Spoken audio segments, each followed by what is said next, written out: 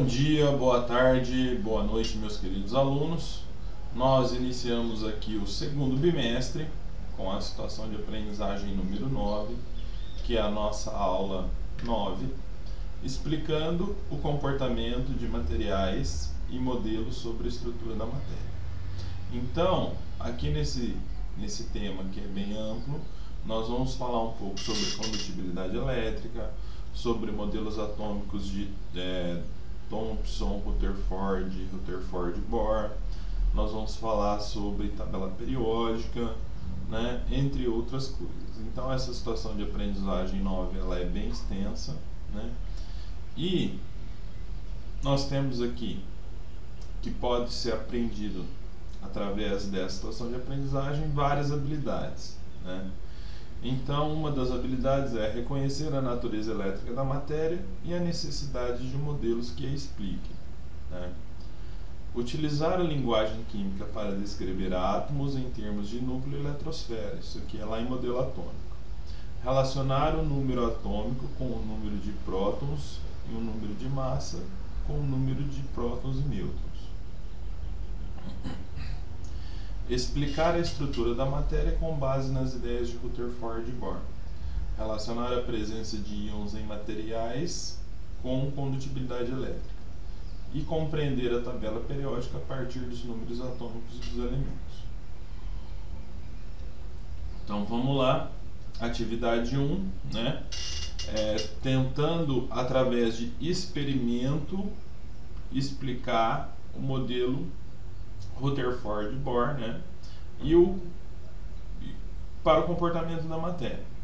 Então nós vamos fazer o caminho inverso. Nós vamos ver o comportamento da matéria e a partir desse comportamento a gente vai tentar entender como é que funcionam os modelos atômicos, que são situações da química que são teóricas, né? Então começa com a natureza elétrica da matéria, que é a condutibilidade elétrica, um critério para classificar os materiais, né? Então o equipamento utilizado, esse equipamento, eu já falei um pouco para vocês deles anteriormente, mas vamos rever aqui, né? Esse equipamento tem 3 lâmpadas. Essa primeira lâmpada aqui é chamada lâmpada de neon, tá?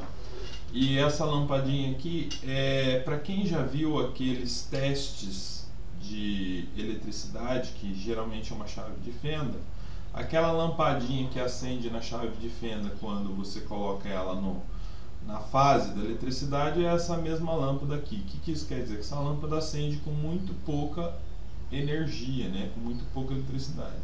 Isso aqui é uma lâmpada convencional incandescente, isso aqui é outra lâmpada convencional incandescente. Esses dois fios são desencapados e separados, né?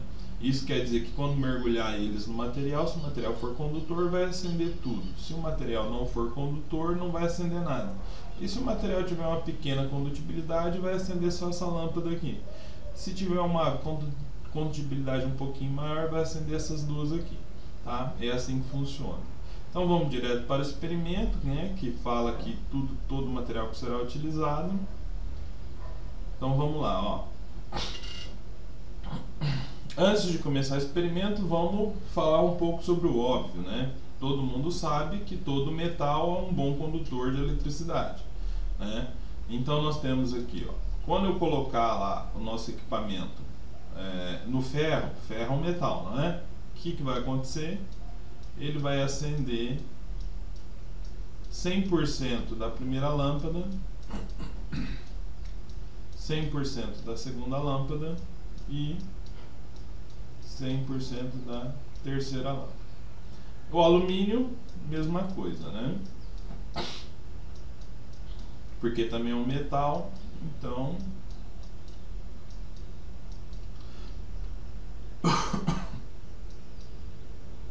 olha, pessoal, eu tô meio gripado, então desculpa aí a tosse, tá? O cobre, mesma coisa, né? Todos os metais são bons condutores. Aliás, curiosidade, os metais são os únicos sólidos que conduzem eletricidade. E zinco, galera, para quem não sabe, zinco também é um metal.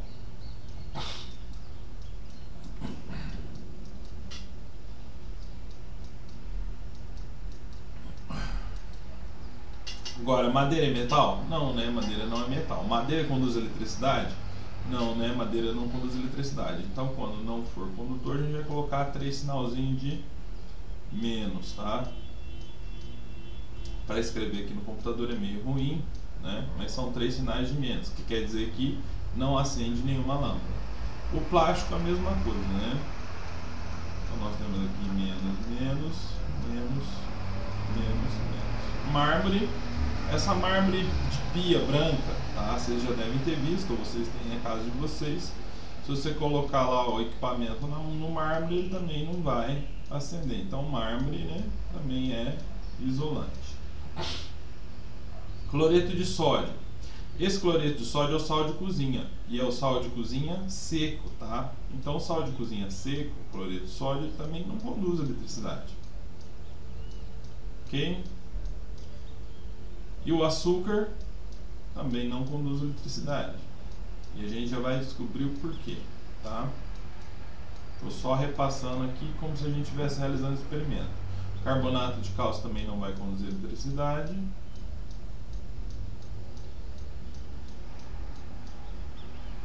Naftalina, para quem não sabe, aquelas bolinhas brancas que geralmente a avó coloca dentro do guarda-roupa para espantar barata, né? Que tem um cheiro bem característico. Hidróxido de sódio também não conduz eletricidade se estiver seco. Vocês já vão entender por que eu estou falando isso. Agora, o hidróxido de sódio fundido, ele conduz muita eletricidade, não é pouca não. As 3 lâmpadas acendem no máximo da potência delas, tá? Como acontece com os metais lá em cima. Então, observe o seguinte, hidróxido de sódio seco não conduz eletricidade, mas ele derretido, líquido, ele conduz eletricidade, tá? Etanol não conduz eletricidade.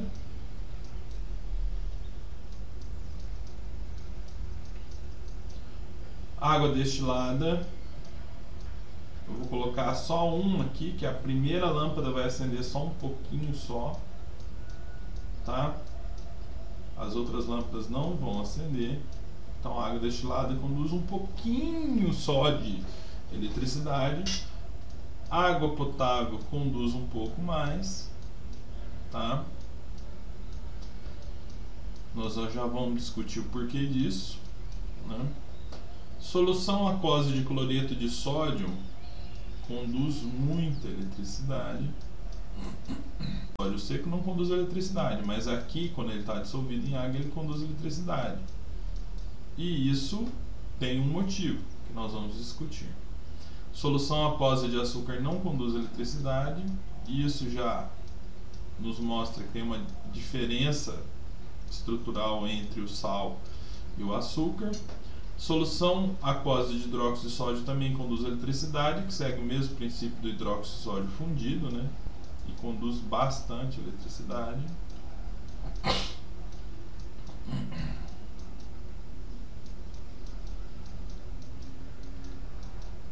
E solução aquosa de etanol, eu vou colocar solução aquosa de etanol, só a primeira lâmpada acende um pouquinho por causa da água, tá? O etanol, porque a gente viu lá em cima que o etanol não conduz eletricidade. Então vamos lá. Questões para análise desse experimento. Com base nas observações coletadas, classifique os materiais testados como condutores, malcondutores e isolantes.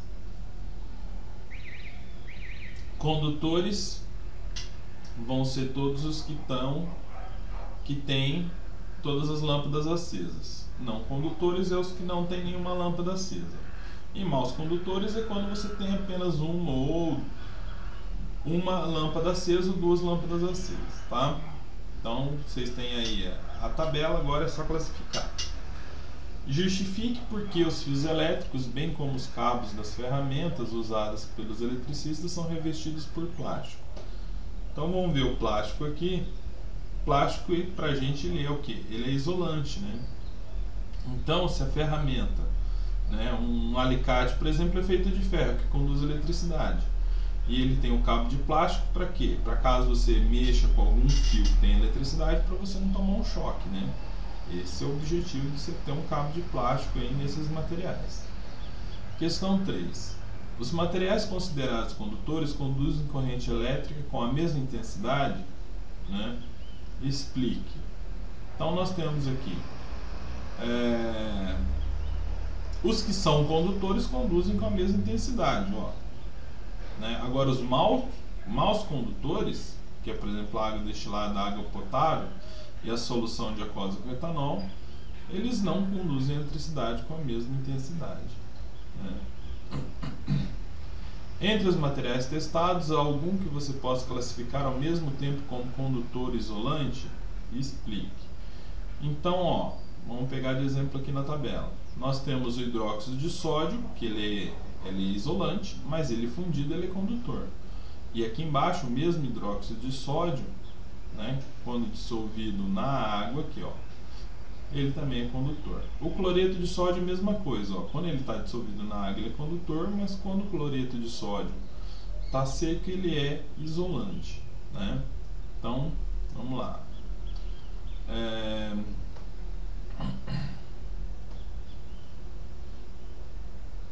Questão 5. Considerando suas observações registradas na tabela do roteiro de experimentação, reagrupe os materiais testados de acordo com os estados físicos e com as situações em que eles são considerados condutores de corrente elétrica, sólido, líquido e dissolvido. Então o que tem que fazer aqui, galera? Separar os materiais, né, numa tabela de preferência, em sólido, líquido e dissolvido, condutor e não condutor, tá? Então você pode ter aqui, ó, por exemplo, sólido, líquido e dissolvido, tá? Para o sólido, você pode ter aqui sólido, condutor, não condutor, condutor líquido, não condutor, e o dissolvido, condutor e não condutor, tá? E aí vocês colocam os materiais aqui. Vocês podem fazer essa tabela no caderno, que tem mais espaço, né? Que não tem espaço para isso. E depois vocês pegam a folha e colam aqui. Questão 6. Analisando os dados coletados, pode-se perceber que alguns materiais no estado sólido, como a madeira, são isolantes, e outros, como o ferro e o alumínio, são condutores. Considerando a corrente elétrica como movimento de cargas elétricas, eu quero que vocês grivem isso aqui, ó, que a corrente elétrica é um movimento de cargas elétricas, né? Então a eletricidade são cargas em movimento. Que suposição é possível fazer, né, sobre a natureza e a liberdade de movimento das partículas que constituem os materiais condutores sólido, líquido e dissolvido? Então vamos lá, galera.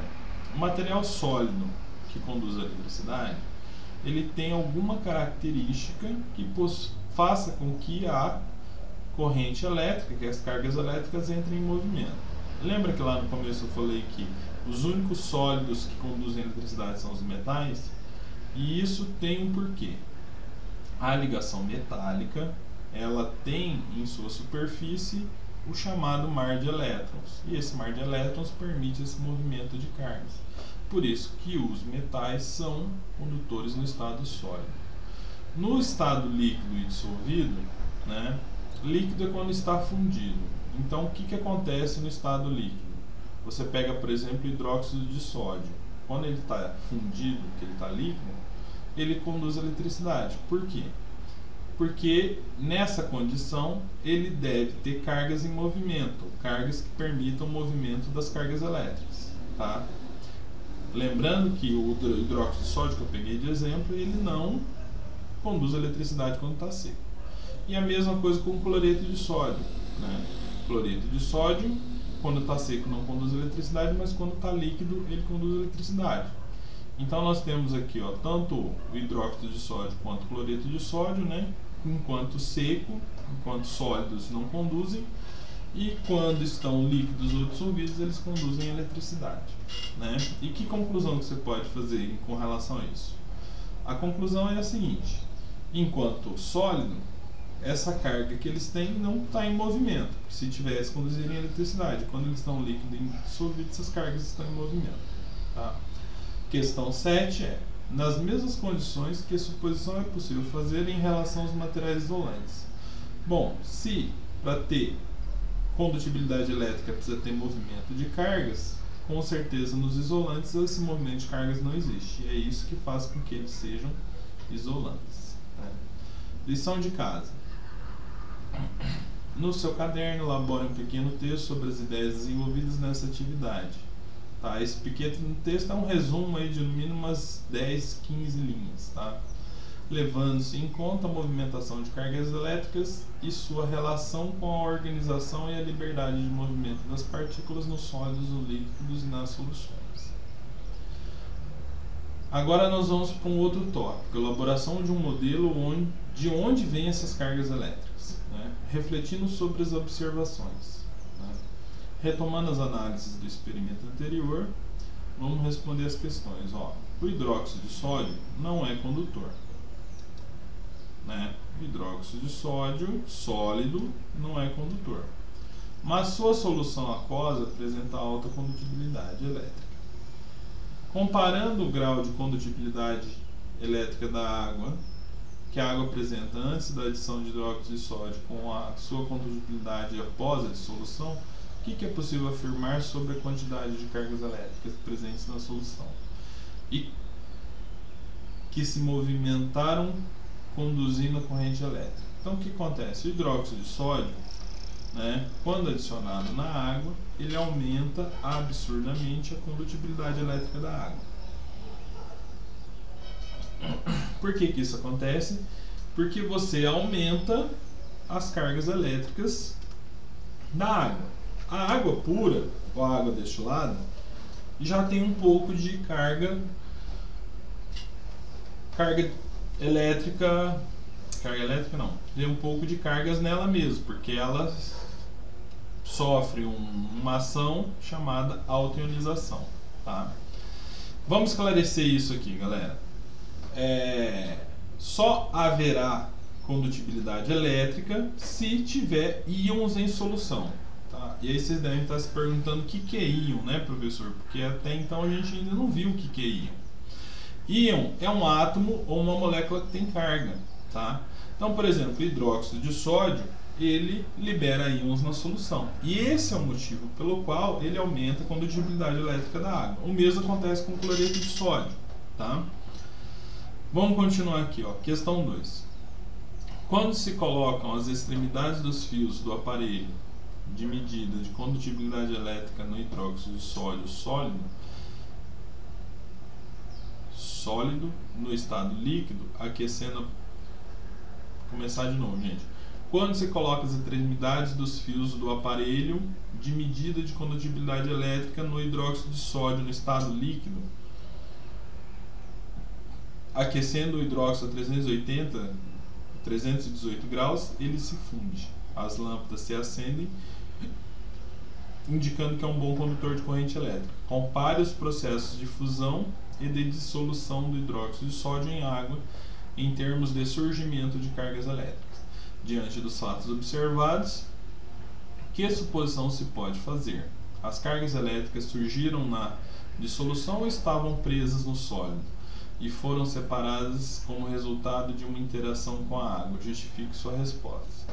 Então é o seguinte, como o material ele não vai sofrer nenhum tipo de reação química, ele não vai deixar de ser ele mesmo.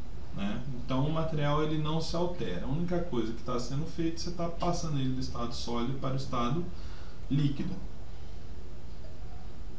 No caso da fusão, né?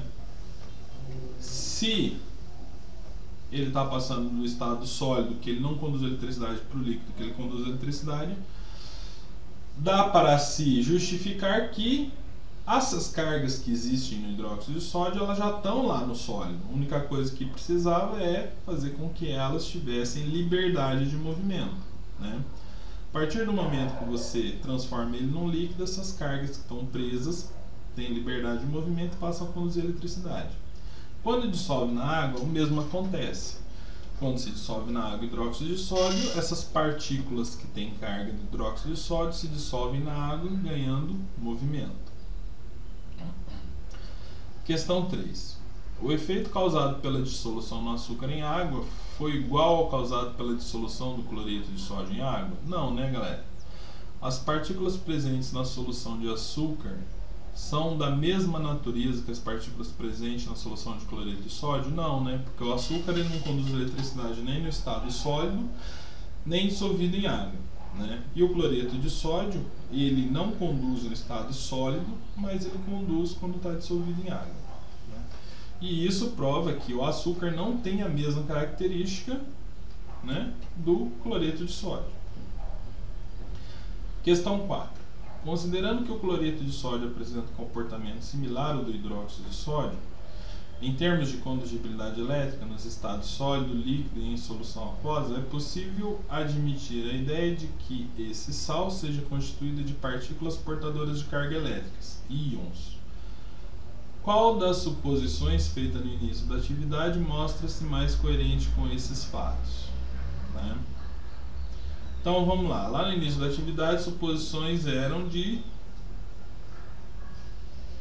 quais seriam os motivos para eles conduzirem eletricidade, né? E aqui já está falando de íons, vou falar novamente. Íon é todo átomo ou molécula que possui carga positiva ou negativa, tá? Então, qual que é a mais coerente? A suposição mais coerente é de que essas cargas já existem dentro da substância. Por exemplo, o hidróxido de sódio tem os íons, o cloreto de sódio tem os íons, mas enquanto eles estão no estado sólido, eles não conduzem eletricidade. E quando essas cargas adquirem movimento, que é no estado fundido ou dissolvido em água, elas ganham movimento e passam a conduzir eletricidade. Lição de casa. Elabore um quadro síntese, um diagrama que mostra a classificação dos materiais testados com condutores e não condutores, considerando diferença no estado físico dos materiais e sua solução em água. Bom, pessoal, o quadro síntese que está falando aqui é para vocês fazerem um quadro igual a esse aqui, ó, tá? Comportamento dos materiais com relação à condução de corrente elétrica. E aí nós temos aqui, ó, os condutores, que são condutores sólidos, líquidos e dissolvidos, ok? Então, condutores sólidos, zinco, cobre, ferro, alumínio, que são os metais. Condutores dissolvidos em água, que é o cloreto de sódio e o hidróxido de sódio. E os líquidos só tem aqui o hidróxido de sódio fundido, tá? E os não condutores sólidos é madeira, plástico, cloreto de sódio, hidróxido de sódio, açúcar, naftalina, carbonato de cálcio e mar, né? Líquidos é o álcool. E o dissolvido em água é o açúcar e o álcool. Ok, galera? Vamos continuar então nossa atividade. Questão 2. Considere as propriedades dos materiais apresentados na tabela. Então nós temos lá, ó, cloreto de sódio. Observem o seguinte aqui, galera. Temperatura de fusão, tá? E a de ebulição segue mais ou menos o mesmo valor, que são altos, né? No caso do cloreto de sódio. Temperatura de fusão e se é solúvel em água, tá? Então vamos lá. Material que a gente sabe que é condutor de eletricidade. Cloreto de sódio é condutor de eletricidade? Sim, né? Tá lá na tabela. Então, não estou inventando isso nem descobrindo isso. O açúcar é condutor de eletricidade? Não, não é. Está lá na tabela. A água é condutora de eletricidade? Muito pouco, né? Vou colocar aqui mais ou menos. Hidróxido de sódio conduz eletricidade quando dissolvido na água? Sim. Hidróxido de potássio a gente não sabe porque não está lá na tabela. Carbonato de sódio a gente também não sabe. Ácido butanóico a gente não sabe. Etanol a gente sabe que não é condutor. E carbonato de cálcio a gente sabe que não é condutor. Como é que eu vou descobrir o hidróxido de potássio, o carbonato de sódio, o ácido butanóico, se eles são ou não condutores de eletricidade? Então vamos lá. Não falei que a gente ia observar o ponto de fusão e de ebulição, né? Mas pode ser apenas um deles. Então, olha, o cloreto de sódio, ele tem ponto de fusão de 800 graus, ele é solúvel em água e eu sei que ele é condutor. O hidróxido de sódio, olha o ponto de fusão dele, 318, é solúvel em água e é condutor. O hidróxido de potássio, olha o ponto de fusão, 380, é solúvel em água, então ele é condutor? Sim. Por três motivos. Primeiro, ponto de fusão, que é parecido com o de sódio, solúvel em água. E o último que, se um hidróxido é condutor, o outro hidróxido também deve ser condutor, tá? São várias suposições que fazem com que a gente chegue à conclusão se o material é ou não aquilo que a gente pensa, tá? Carbonato de sódio, olha o ponto de fusão dele lá, ó, 851, que é parecido com o cloreto de sódio, né? Ponto de ebulição não tem, mas nesse caso não precisa. É solúvel em água? É. Então é condutor? Com certeza, né, gente? Continuando, ácido butanóico, olha o ponto de ebulição dele, ó, menos 5,7. Óleo do etanol, menos 114, tá? É solúvel em água? Pouco solúvel, né? E o etanol é solúvel. Só que o etanol não é condutor. E o ácido butanóico, pelo ponto de fusão, pela solubilidade, ó, vamos pegar um outro aqui, carbonato de cálcio. Ele é condutor? Não. Por quê? Ele é pouco solúvel, tá vendo? Ó? Então, por essas características de solubilidade e de ponto de fusão, a gente pode dizer que ele não é condutor. Compare a tabela, a gente já fez, estabeleça as relações entre os dados da tabela, o grau de condutibilidade e justifique as relações estabelecidas. Isso que eu acabei de falar para vocês, vocês podem estar escrevendo aqui. É possível fazer uma previsão da condutibilidade elétrica? A gente acabou de fazer, tá? E vocês podem explicar aqui como é que a gente fez isso. Vamos entrar na atividade 2, que é do átomo de Dalton ao átomo de Rutherford-Bohr. Antes de começar a falar do átomo de Dalton, quero fazer uma referência ao descobridor ou elaborador da ideia de átomo. Quem teve a ideia de átomo foram, né, dois filósofos gregos, né, Leucipo e Demócrito, que 400 anos antes de Cristo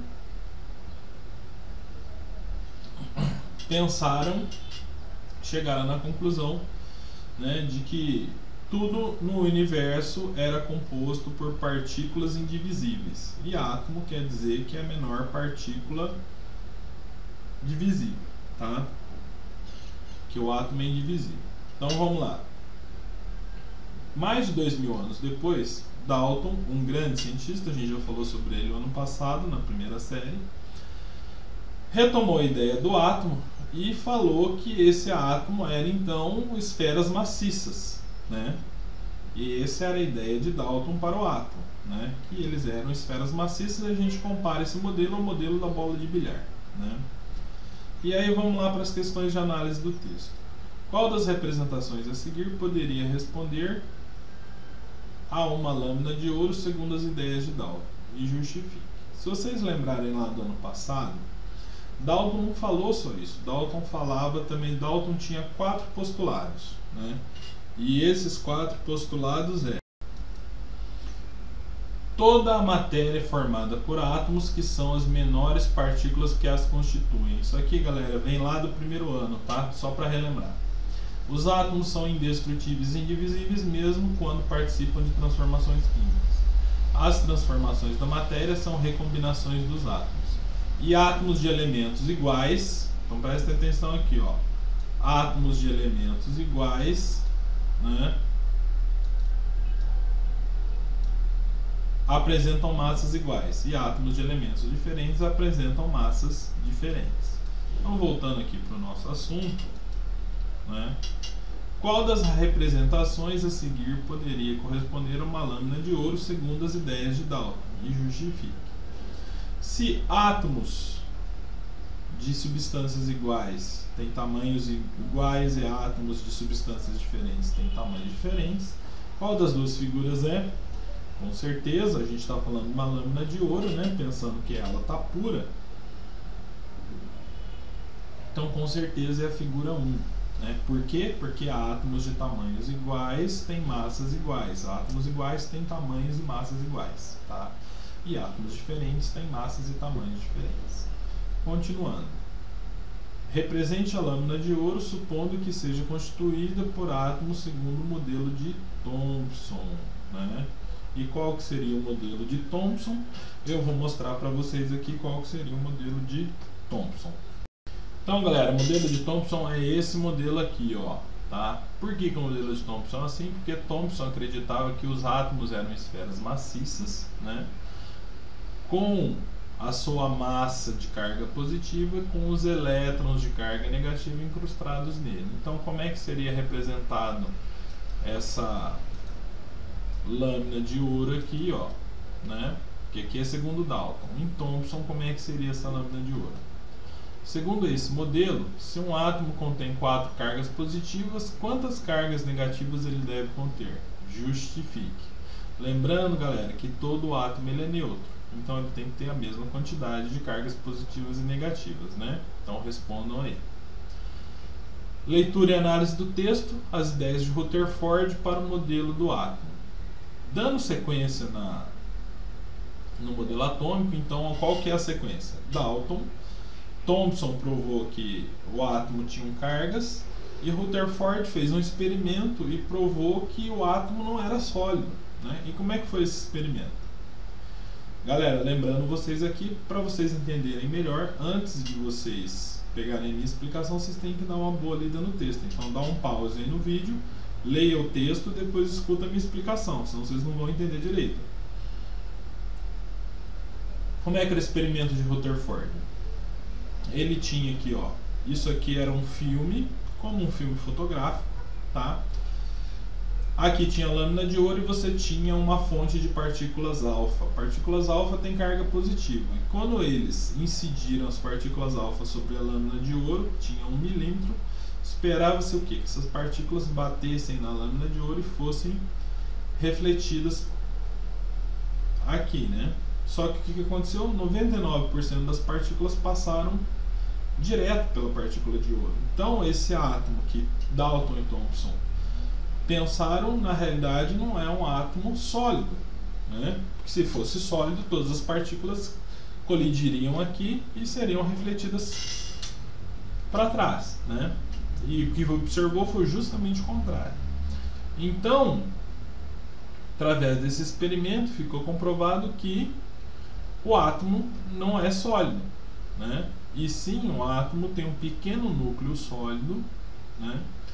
Onde algumas partículas desviavam, né? E algumas partículas voltavam. Então as partículas que colidiam nesse núcleo sólido voltavam e as partículas que passavam perto do núcleo eram desviadas. Lembrando que esse feixe de partículas alfa ele tem carga positiva, né? É um feixe de carga positiva. E isso quer dizer o quê? Que se ele tem carga positiva e ele está sendo desviado por um núcleo, esse núcleo tem carga positiva. O que resta pensar que todas as cargas negativas estão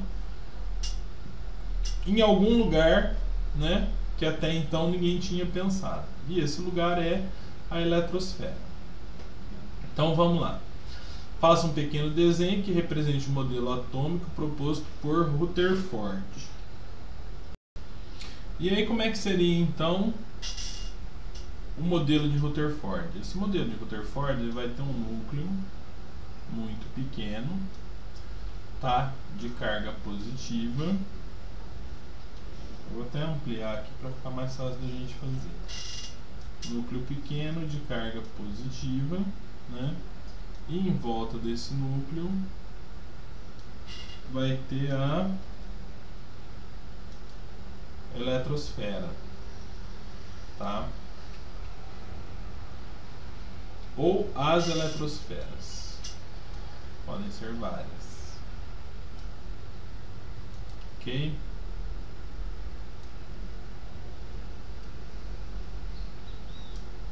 Então vamos lá. Esse núcleo tem carga positiva, uma ou várias cargas positivas, e a eletrosfera tem carga negativa, tá? E esse é o modelo proposto por Rutherford, né, onde o núcleo é positivo e os elétrons estão do lado de fora com carga negativa. E aí conseguiu-se determinar também que os elétrons não têm massa, tá? Porque se ele tivesse massa, o que ia acontecer aqui no experimento? Se o elétron tem massa, esse feixe de partículas ia colidir com os elétrons. Isso não acontece. Então os elétrons têm carga, mas não têm massa. E toda a massa do átomo se concentra no núcleo, tá? Esse é o modelo de Rutherford, chamado de modelo planetário. Continuando, os modelos atômicos propostos por Dalton e por Thomson podem explicar os dados experimentais obtidos por Rutherford no experimento descrito? Não, né, galera? Não tem como explicar isso, né? Descreva o modelo atômico proposto por Rutherford e apresente as evidências experimentais que justificam esse modelo. Junto com a minha explicação e a leitura do texto, vocês têm como responder essa questão. O modelo atômico de Rutherford pode ser utilizado para explicar a conservação da massa nas transformações químicas. Justifique sua resposta. Galera, na realidade, quem determinou a conservação de massa numa transformação química não foi Rutherford, foi Dalton. Tá? Antes de Dalton começar a mexer com a ideia de modelo atômico, né, ele já tinha trabalhado com a conservação da massa numa transformação química. Então, o cara que está mais indicado para falar sobre isso seria Dalton. Mas o modelo de Rutherford, se você fizer uma boa análise, ele pode sim explicar, sabe por quê? Porque toda a massa está contida dentro de um núcleo. Esse núcleo está protegido pelos elétrons, né? E toda reação química acontece com os elétrons. Então não existe reação química acontecendo com o núcleo do átomo. Então, se não tem reação química acontecendo com o núcleo do átomo, não há variação de massa numa reação química. Consequentemente, mantém-se a conservação de massa. Ok? Continuando, agora sobre a evolução do modelo de Rutherford. Foi feita por Bohr, tá? E o Bohr, ele pegou esse modelo planetário de Rutherford e definiu o seguinte, que todos os elétrons estavam em órbitas e que essas órbitas tinham uma quantidade de energia com relação a cada uma delas, né? E quando você colocava uma energia externa, pode ser uma descarga elétrica ou colocar o elemento no fogo, esse elétron que está numa órbita de menor energia, ele acaba saltando para uma órbita de maior energia. E quando esse elétron que está numa órbita de maior energia volta para a sua órbita de menor energia, quando o pulso elétrico termina, quando ele esfria, né, ele libera essa energia que ele ganhou aqui na primeira etapa na forma de luz, né? E é através disso que a gente tem hoje aí os fogos de artifício. Então você pega, por exemplo, quando você queima o cálcio, ele dá uma luz vermelha. Quando você queima o sódio, dá uma luz laranja, né, amarelo alaranjado. Quando você queima o bário, dá uma luz verde. E é assim que é feita, né, os fogos de artifício coloridos que a gente vê hoje. O magnésio também. O magnésio, quando queima, ele dá uma luz branca. E aí Bohr determinou então que existiam camadas eletrônicas, né? E essas camadas são as camadas que a gente já conhece, que é a camada K, L, M, N, O, P e Q. E para cada uma delas foi designado um nível de energia, nível 1, 2, 3, 4, 5, 6 até 7. Aqui tem uma curiosidade. Vocês sabem por que as camadas eletrônicas começam no K? Né? Então eu vou dizer para vocês porque começa no K. Começa no K devido a uma homenagem feita ao Lord Kelvin, tá? Por isso que começa no K. E o número máximo de elétrons que cabe em cada camada é 2, 8, 18, 32, 32, 18, 2. Tá? Questões para análise de texto. Quais são as semelhanças e as diferenças entre as ideias de Rutherford e de Bohr? Semelhanças, os dois utilizam o mesmo modelo, que é o modelo de Rutherford, que é o modelo planetário. E diferenças aqui no modelo de Bohr, os elétrons estão em camadas e essas camadas têm órbitas e essas órbitas têm energias, tá? Definidas. Questão 2. O teste de chama é um procedimento muito usado na identificação de substâncias químicas. Sabe que uma substância, quando aquecida a determinada temperatura, emite luz, em frequências bem definidas. São características dos átomos que a constituem. Assim, por exemplo, o átomo de sódio emite luz amarela, e o de cálcio laranja, o estrôncio vermelho e carmim. Utilizando essas ideias de Bohr, procura explicar essas características apresentadas por certos átomos. Então, galera, o que está falando aqui? Quando a gente coloca um determinado elemento sobre energia, que pode ser eletricidade ou chama, né, ele vai emitir luz. E por que ele emite luz? De acordo com essa explicação aqui do absorver energia e retornar à sua camada original e liberar essa energia na forma de luz. Tá? Continuando.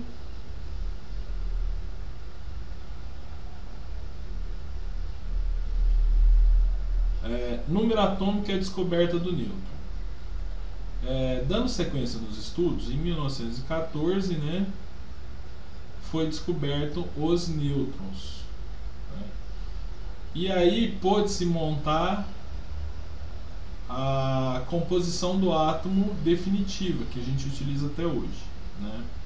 E qual que é essa composição? Essa composição ela é formada entre prótons, nêutrons e elétrons, né?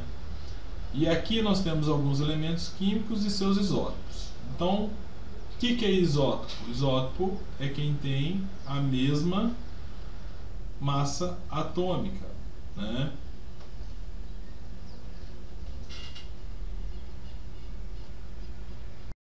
Então, pessoal, de todo esse texto eu quero fazer referência a esse parágrafo aqui, ó. O total de prótons, de nêutrons do núcleo é chamado de número de massa, tá? Então a massa é o quê? Quantidade de prótons mais nêutrons, tá? E a massa tem o símbolo A. A notação Z é X, que seria o elemento AZ, quer dizer X elemento, A massa, Z número atômico. Tem sido adotada para representar os átomos. X é o símbolo do elemento químico, A esse é o número de massa e Z esse é o número atômico. Então guardem essa informação, grifem aí. No entanto, átomos de um mesmo elemento, embora tenham um número atômico idênticos e comportem quimicamente de modo semelhante, podem apresentar diferentes números de nêutrons. Átomos desse tipo, com o mesmo número atômico e que diferem apenas no número de nêutrons. No entanto, átomos de um mesmo elemento, embora tenham um número atômicos idênticos e comportem-se quimicamente de modo semelhante, podem apresentar diferentes números de nêutrons. Atentem a isso. Átomos desse tipo, com o mesmo número atômico e que diferem apenas no número de nêutrons presentes no núcleo atômico, são os chamados de isótopos. Então, isótopos é quem tem o mesmo número atômico. O número atômico é o Z, ok? Na natureza, a maioria dos elementos químicos é constituída por uma mistura de isótopos, que é uma mistura isotópica. Alguns exemplos são dados a seguir. Só do hidrogênio nós temos 3, que é o hidrogênio, o deutério e o trítio. Então a massa dele muda, né? Que aumenta um nêutron, né? Então a massa 1, 2 e 3, mas o número de prótons é o mesmo número de prótons, e isso caracteriza eles como isótopos. Mas o hidrogênio é quem está em maior quantidade na natureza. O oxigênio também tem, o oxigênio com massa 16, 17 e 18, né? O chumbo com 216, 208, enfim, praticamente todos os elementos têm seus isótopos, em maior ou menor quantidade. Questões para análise do texto. O número atômico é o mesmo que o número de massa? Não, né, gente? Número de massa, né? Número de massa A, lembra que o número de massa é A? É igual ao número atômico Z mais o número de nêutrons, não é isso? Complete a tabela a seguir preenchendo os espaços em branco. Então vamos lá. Prótons, nêutrons, elétrons, número atômico e número de massa. lembrando que, vou fazer um paralelo aqui, ó, Z é o número atômico e Z é igual ao número de prótons, não é isso?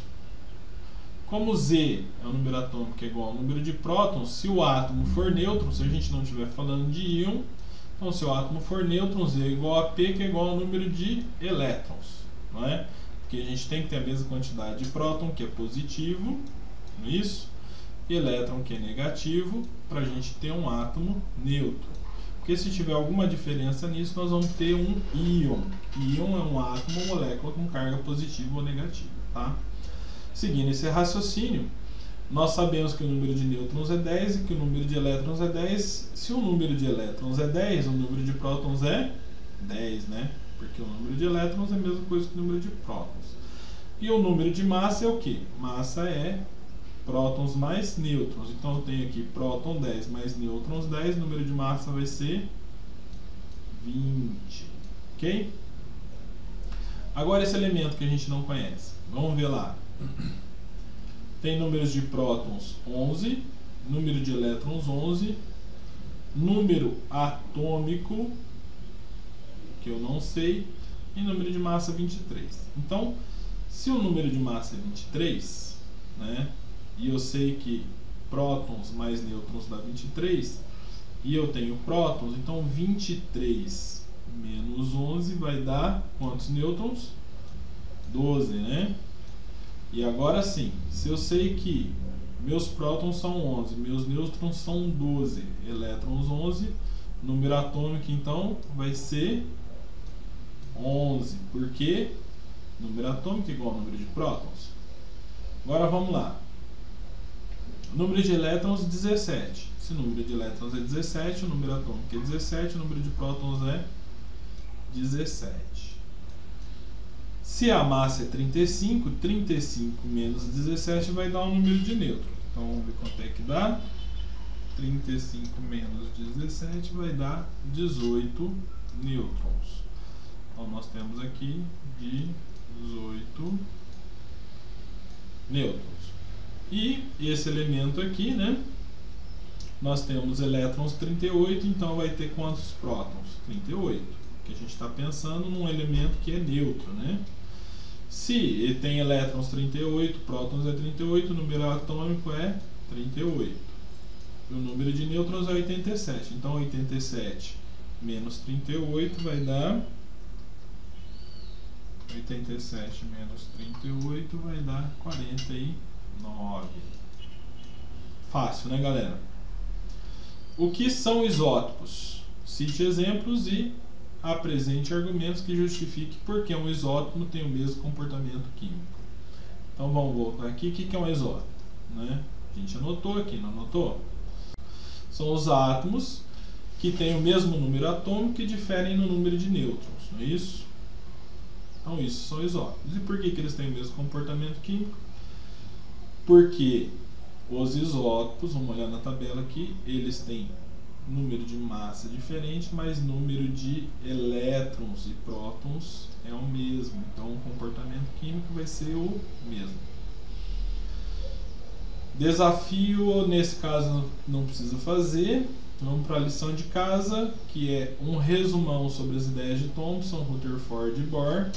Volto a falar para vocês que é extremamente importante que vocês tenham lido todos os textos antes de escutar a minha explicação, tá? Se vocês não leram os textos antes da minha explicação, antes de fazer esse resumo, vocês vão lá, leiam os textos novamente, tá? E façam esse resumo bem feito. Agora vamos para a atividade 3, que é a tabela periódica revisada, né? O que faltou a gente terminar aqui nesse exercício foi colocar o nome dos elementos, né? Ó, lembra que faltou aqui, ó? Então, a gente tem neônio, tem estrons. Quem que são esses dois aqui? Como é que eu vou descobrir quem são esses dois aqui? Através do número atômico, né? Então, quem que eu tenho aqui? O número atômico 11 e número atômico 17. Então, agora que nós estamos na tabela periódica, vamos ver número atômico 11 e número atômico 17. Como é que eu sei olhar para uma tabela periódica? Essa tabela periódica aqui, ó, toda tabela periódica tem que ter um quadro explicando como é que está a informação distribuída dentro dela. Então, massa atômica, elétron, símbolo, número atômico. O número atômico aqui é Z, né? Lembra? Não é isso que a gente quer saber? Então, quem que é o número atômico? O número atômico é esses números aqui, né? Ó, tá vendo? E a gente tem o número atômico 11, que é sódio, o número atômico 17, que é o 11, vamos lá no 17, que é o cloro, tá vendo? Ó, 17 e 11. Então vamos voltar lá, né?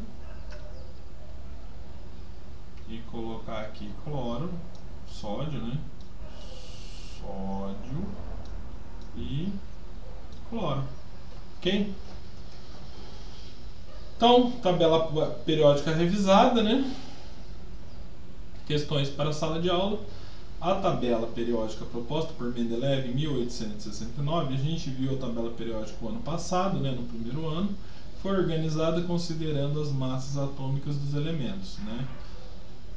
A tabela atual segue a mesma organização? Não, gente. A tabela atual segue a organização do número de massa, tá?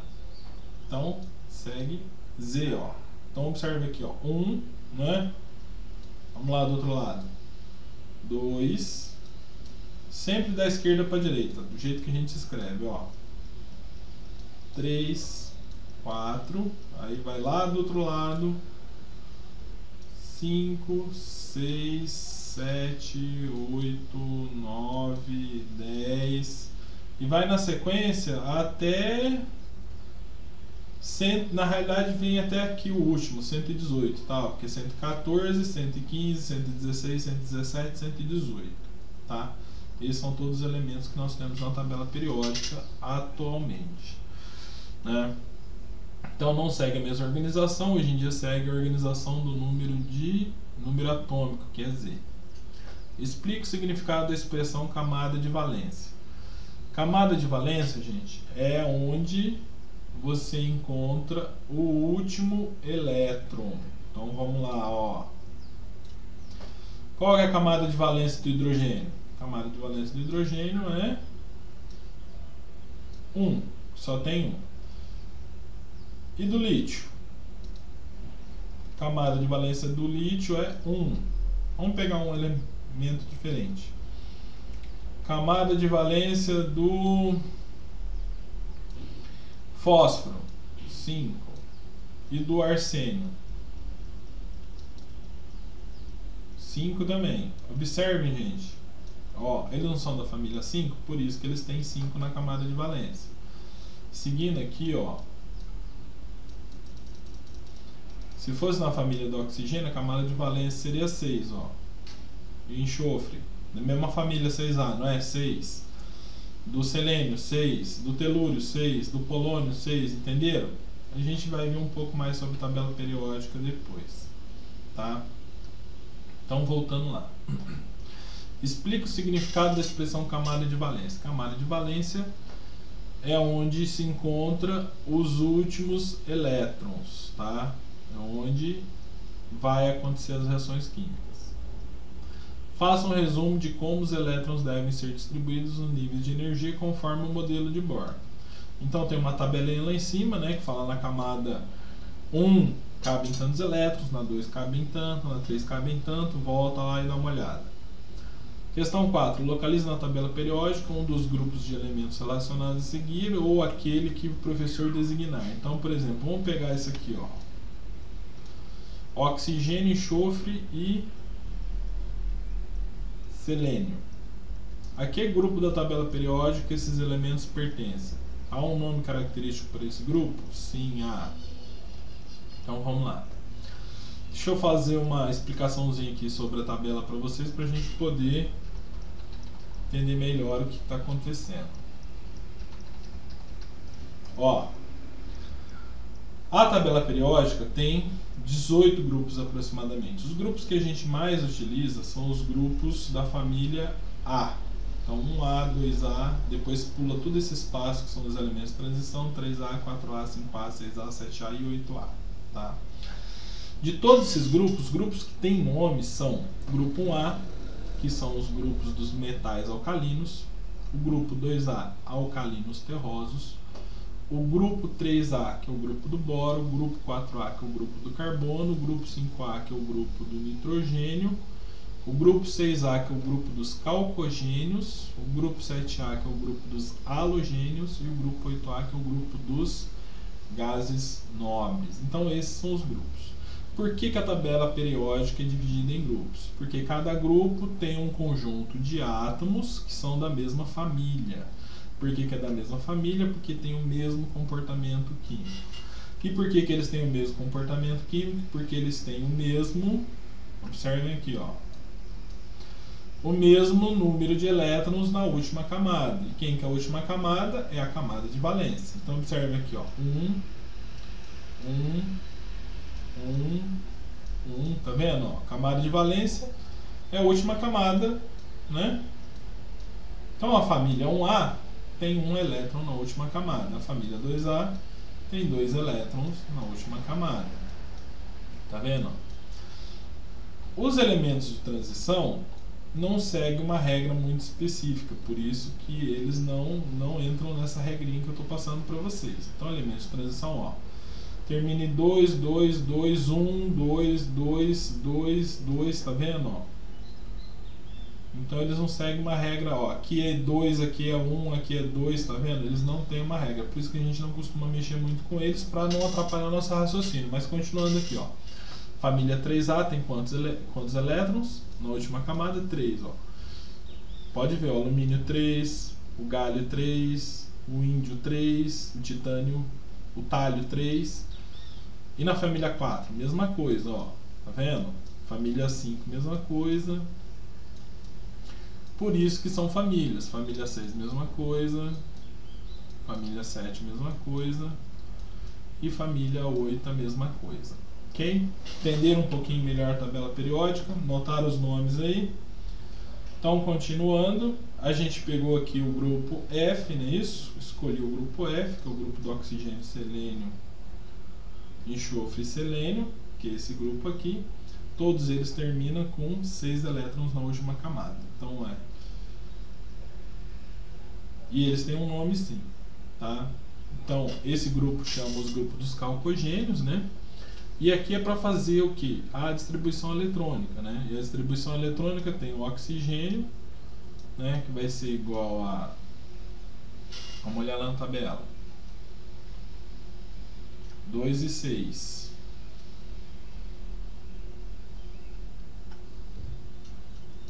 2 e 6. Aí o enxofre. Vamos ver lá o enxofre, ó. 2, 8, 6. O enxofre vai ser 2, 8 e 6, tá? E o selênio vai ser 2, 8, 18, 6. E quais são as camadas? K e L. Aqui é Ka, L, M. E aqui precisa falar que é KLMN, K, L, M, I, N. E assim vai indo. Que regularidade você observa com o número de elétrons de valência? Todos eles têm 6 elétrons na última camada de valência, né? Questão 7. Considere os elementos da segunda linha do período da tabela periódica com Z igual a 3 e Z igual a 10. Então ele está falando da linha, tá? Até então a gente estava falando de coluna, né? Z3 a Z10. Como varia esse número de elétrons na valência ao longo do período? Então vamos olhar lá na tabela periódica, né? Z3 a Z10. Então Z3, não é isso? Z3, aqui ó. Z4, lá do lado de lá nós temos Z5, Z6, Z7, Z8, Z9, Z10. Como é que eles variam? Vamos lá.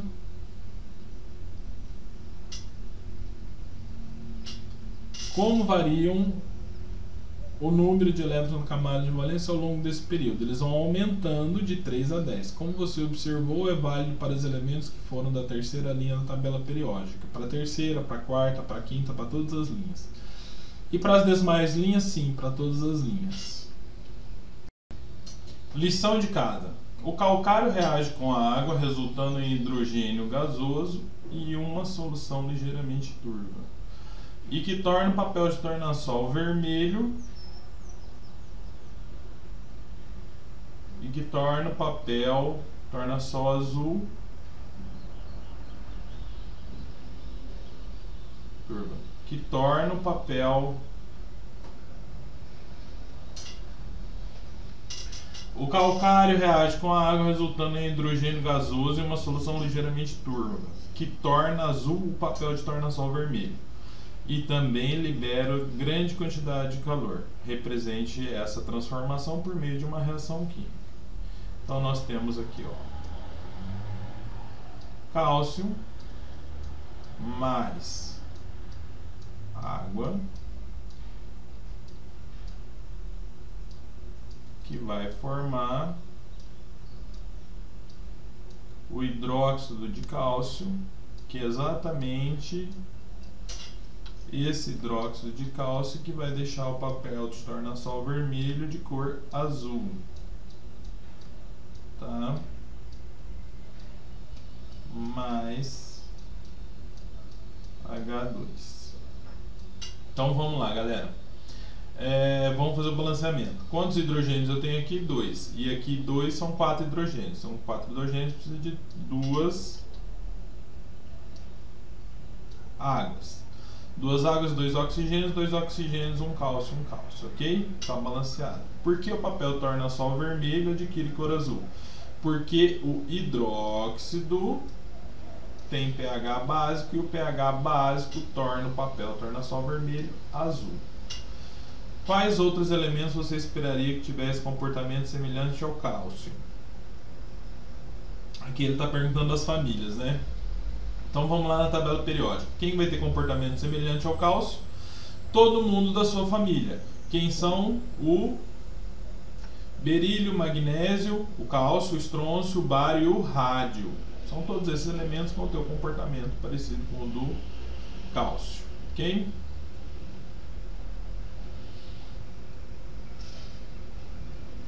Desafio. Energia de ionização, tá? É a energia necessária para remover um elétron de um átomo.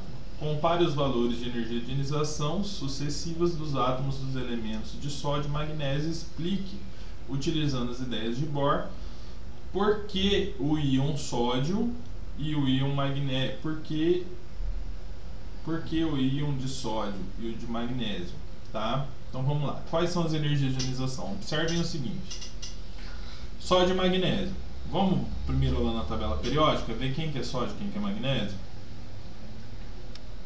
Se vocês observarem, sódio 11, magnésio 12. Só que sódio é da família 1A e magnésio da família 2A. Então eles têm a diferença de apenas um próton e um elétron entre um e o outro. Voltando aqui, vamos observar. Então, sódio pertence à família 1 e o magnésio pertence à família 2, né? Então, energia de ionização do sódio, 118, 175. A do magnésio aqui, a primeira é um pouquinho maior que a do sódio. A segunda energia do magnésio, do sódio, é absurdamente maior do que a do magnésio, pelo menos 3 vezes mais que a do magnésio, né? A terceira energia do sódio é menor do que a do magnésio, tá? A quarta de energia do sódio não é observada, a do magnésio é bem alta. Por que tem esse comportamento? Porque, gente, o sódio, ele participa da família 1A, ele é da família 1A. Então ele vai querer fazer uma ligação química só. Quando ele sódio fizer essa ligação química, ele vai perder um elétron. Então ele quer perder um elétron só. Por isso que a energia de ionização dele aqui, para perder um elétron, é mais baixa, é mais fácil arrancar um elétron do sódio do que do magnésio. Só que aí o que acontece? O sódio ele quer perder um elétron só, porque ele vai fazer uma ligação só. A partir do momento que você força ele a perder o segundo elétron, ele não quer fazer isso de jeito nenhum, porque isso vai desestabilizar ele. Enquanto o magnésio, ele quer perder 2 elétrons, porque ele pertence à família 2A, tá? E como ele é da família 2A, ele vai querer perder 2 elétrons. Por isso que ele tem a primeira e a segunda energia de ionização relativamente baixas, em consideração a terceira já é extremamente alta, porque o magnésio não vai querer perder o terceiro elétron de jeito nenhum, ok? Entenderam mais ou menos como é que funciona isso?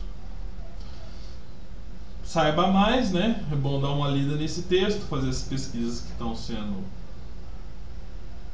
pedidas aqui. Terminamos a situação de aprendizagem 9, que era bem extensa, né? Um forte abraço e até a próxima!